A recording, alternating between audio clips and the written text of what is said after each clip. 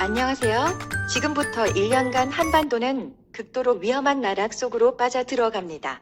북한이 왜 갑자기 남북 기성 연락사무소를 폭파했을까요? 우리 국민 입장에서는 수백억 원이 국민 혈세를 쏟아부은 국가의 소중한 자산인데 말입니다. 남북한이 상호 유지 관리해야 할 책임도 있었고 또 매년 들어가는 수십억 원의 유지 관리 비용도 남한에서 전액 부담하고 있었죠.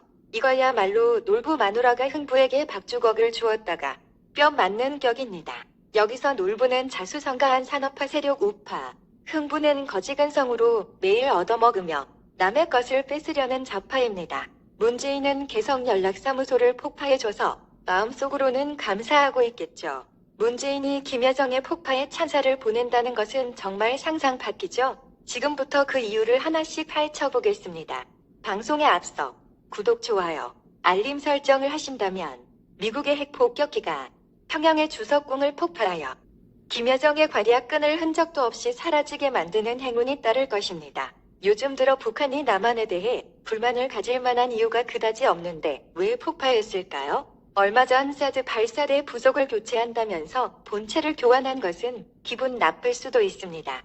북한으로 날리는 탈북자 단체들의 삐라도 이미 10여 년 전부터 해오던 일이라 지금 시비를 털 일도 아니며 문재인이 북쪽에 돈을 적게 보내는 것도 유엔 제재로 길이 막혔다는 것은 북쪽도 충분히 알고 있을 겁니다. 그렇다면 이유는 단순해지는데 첫 번째는 사이로 부정선거를 덮으려는 목적이 강하다고 보는 것이죠. 최근 우파 유튜버들과 민경욱이 주도하여 커지고 있는 블랙 시위를 심각 수준으로 판단한 것입니다. 주력 언론들은 굴복시켜 조용하지만 해외 언론들이 앞다투어 보도하기 시작했고 국제사회의 공조가 위험 수위를 넘어 비상사태라는 겁니다. 실제로 남미의 볼리비아 대통령이 OAS 국제공조에 항복하여 사임한 것이 불과 6개월 전의 일이니까요. 이러한 저항 분위기를 조기에 잠재워야 한다는 절박감은 북조선과 남조선 땔갱이들이 동시에 느끼고 있었을 겁니다. 그래서 총선 부정으로 한반도에 쏠린 국제적 논란의 불씨를 한 방에 끌 수 있는 무책을 강구한 것이죠. 이번 사이로 총선 부정은 중국, 북한, 남한 공산당의 합작품이고 적화 통일하기 위한 절호의 찬스가 왔는데 부정선거가 발각되어 버린다면 여태 공작을 해온 것들이 모두 물거품이 되기 때문이죠. 그래서 접경지역 군사훈련을 재개한다느니 남북 합의서를 파기하고 개성공단에 군대를 주둔시킨다느니 남쪽은 북에 특사를 보낸다느니 탈북자 단체의 삐라를 처벌한다느니 설레발치면서 남북한 괴뢰정권이 짝짝꿍 쎄쎄 합동으로 연병을 떨고 있는 것입니다.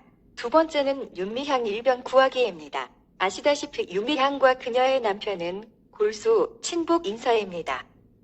그림처럼 윤미향의 남편은 통진당 이석기와 절친으로 지냈고 하는 짓을 보면 거의 이석기 수준이 고급 프락질 가능성이 518.18%입니다.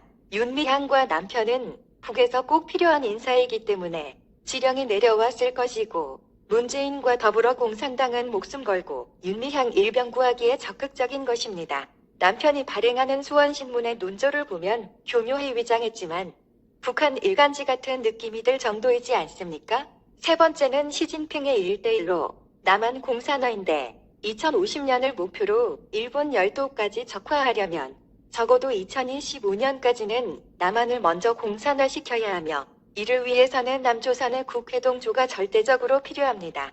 헌법을 유린하여 적화 통일 개헌을 하려면 국회에 자동 거수기들이 필요하고 이에 따라 부정선거로 180석을 만들어냈으며 이 파워를 바탕으로 더불어공산당은 법사위원장 자리도 강제 탈취했습니다.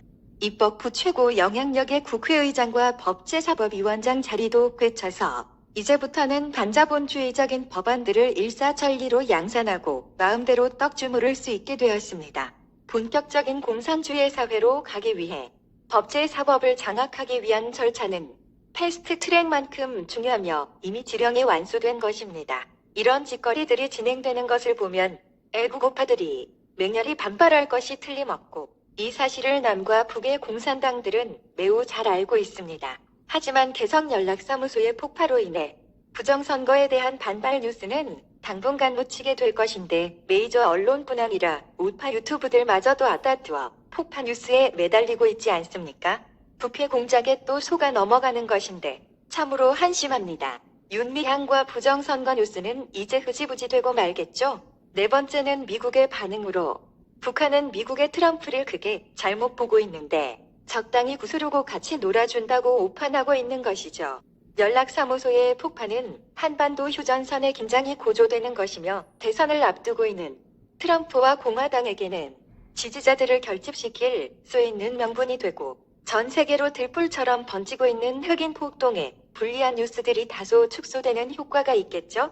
북한 입장에서는 남한 돈으로 지어준 건물 하나를 날려버림으로써 코로나와 식량난으로 북한 땅에 점점 고조되고 있는 폭동 분위기를 가라앉히고 원한의 타깃을 남쪽으로 돌리면서 선군 정책으로 전쟁 분위기를 띄워 내부 결속을 강화하고 휴전선의 군사력을 집중시키는 명분을 만들 수 있죠. 북한은 의외로 민족적 자주론을 파고 있어서 문재인의 중공공에 대해 우호적이지는 않습니다. 그래서 소대가리 사이로 총선에 중국을 끌어들이자 벌어지라고까지 표현했던 것이죠. 한편 남한 땅에는 부정선거와 윤미향 사태, 법사위원장 탈취에 대한 우파들의 반발과 저항을 일시에 잠재우고 국제적으로는 부정선거 논란의 불씨를 꺼버리는 역대급 정치쇼의 묘수를 둔 것입니다. 반면에 남한의 애국우파 국민들은 남북한 합작의 알까기를 이만의 연속으로 두들겨 맞아서 아마 혹이 여러 수십 개 생길 겁니다. 지금도 문재인이 곤란에 빠졌다고 어용방송들은 대대적으로 보도하고 청와대는 적당히 화내는 척 쇼를 했고 송영길은 대포를 쏘지 않아서 다행이라는 둥 멍멍이 소리로 화답했습니다. 애국우파 유튜버들도 북한발 정치쇼의 속임수에 휘말려서 뇌화부동하고 있네요. 남북의 공산당이 뭉치면 뭉칠수록 애국우파들은 오로지 부정선거에만 매달려야 합니다. 저희 방송의 커뮤니티란에 오늘부터 열리는 블랙 시위를 모두 공고하였으며 공동 연락처도 함께 올렸습니다. 그쪽의 시위 관련한 시간과 장소를 공유하십시오. 이 영상과 커뮤니티란의 정보는 되도록 많이 퍼날라주세요.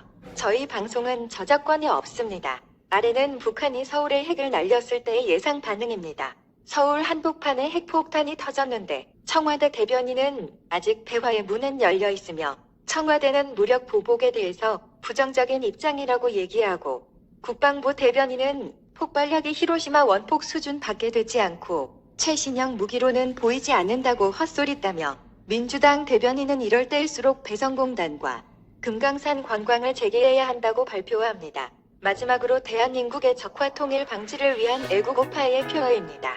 잊지 말자. 6.25 새벽 기습 6탄 방어 잊지 말자. 4.15 역대급의 선거 공작 잊을만 하면 스스로 허벅지를 꼬집자. 잊을만 하면 동지들의 허벅지도 꼬집자.